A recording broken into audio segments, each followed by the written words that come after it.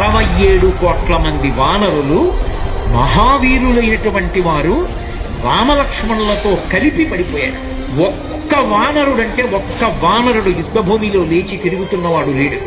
ఇంద్రజిత్ శక్తి తెలుసు కాబట్టి విభీషణుడు వెళ్ళిపోయాడు, దొరకలేదు. స్వామి హనుమ ఏ అస్త్రము చేత బంధింపబడదు కాబట్టి హనుమ ఒక్కరే ఉన్నారు.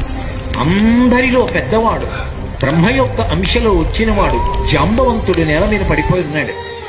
విభీషణుడు కాగడా పట్టుకుని అడిగాడు, తాతా కుశలమేనా అని అడిగాడు. వానరులలో శ్రేష్ఠుడైన హనుమ బ్రతికి ఉన్నారా అని అడిగాడు జాంబవంతుడు. విభీషణుడు అన్నాడు, తాత నువ్వు అడగవలసినది రామలక్ష్మణులు కుశలముగా ఉన్నారా అని అడగాలి. హనుమ కుశలముగా ఉన్నారా అని అడిగారేం తాత అని అడిగారు. మొత్తం వానరులు రామలక్ష్మణులతో కలిసి పడిపోయినా కూడా నష్టం లేదు.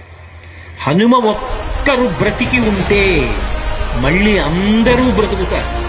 అందరూ బ్రతికి ఉన్నా హనుమ ఒక్కరు పడిపోతే బ్రతికి ఉన్న వీళ్ళందరూ పడిపోతారు. అందుకే నేను హనుమ బ్రతికి ఉన్నారా అని అడుగుతున్నాను.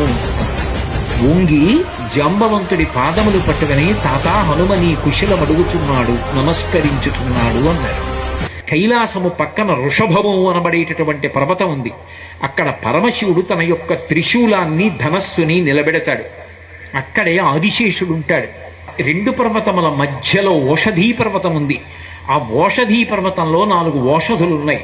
మృత సంజీవని, విశల్యకరణి, సువర్ణకరణి, సంధానకరణి అని 4 ఉన్నాయి. ఆ 4 ఓషధులు తీసుకురావాలి. నువ్వు వెంటనే ఆ ఓషధులు తీసుకొస్తే వానరులు బ్రతుకుతారు. ఒక్క గుజుటున బయలుదేరి కైలాస పర్వతం దగ్గరికి వెళ్ళిపోయారు.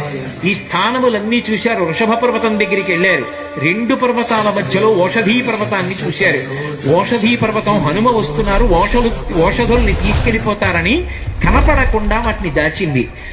నా స్వామి అయినటువంటి రామచంద్రమూర్తి కార్యానికి పనికి రాకుండా ఓషధుల్ని దాస్తావానని ఆ సంజీవని పర్వతాన్నంతటినీ పెళ్లగించి చేత్తో పట్టుకుని ఆకాశ మార్గంలో కించిత్ శ్రమ పడకుండా కాంచనలంక ఉన్నటువంటి దక్షిణ తీరానికి చేరి యుద్ధభూమిలో దింపారు.